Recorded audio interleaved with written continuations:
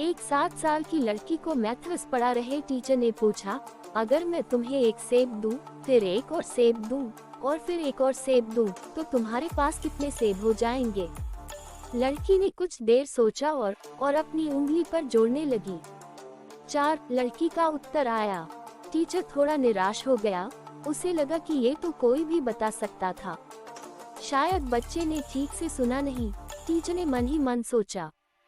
उसने पुनः प्रश्न दोहराया, ध्यान से सुनो, अगर मैं तुम्हें एक सेब दूं, फिर एक और सेब दूं, और फिर एक और सेब दूं, तो तुम्हारे पास कितने सेब हो जाएंगे? लड़की टीचर का चेहरा देखकर समझ चुकी थी कि वो खुश नहीं है। वो पुनः अपनी उंगलियों पर जोड़ने लगी और सोचने लगी कि ऐसा क्या उत्तर बताऊं जिससे टीचर खुश हो जाए। अब उसके दिमाग में ये नहीं था कि उत्तर सही हो, बल्कि ये था कि टीचर खुश हो जाए।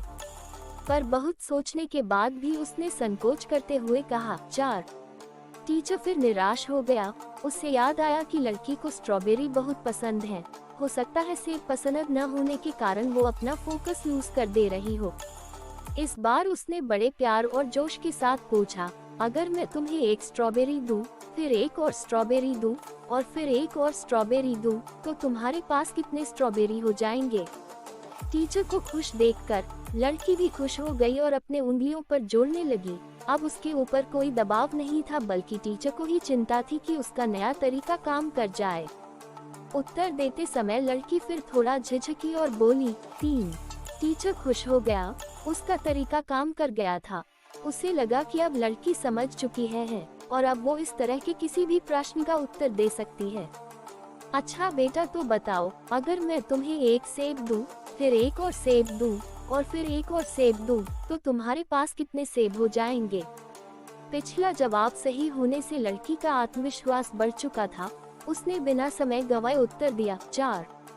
टीचर क्रोधित हो उठा, तुम्हारे पास दिमाग नहीं है क्या? जरा मुझे भी समझाओ कि 4 सेब कैसे हो जाएंगे? लड़की डर गई और टूटते हुए शब्दों में बोली, क्योंकि मेरे बैग में पहले से ही एक सेब है।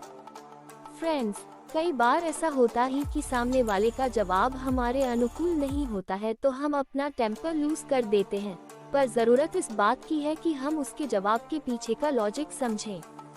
विभिन्न माहौल और कल्चर्स में पले बढ़े होने के कारण एक ही चीज को अलग अलग तरीकों से देख समझ सकते हैं।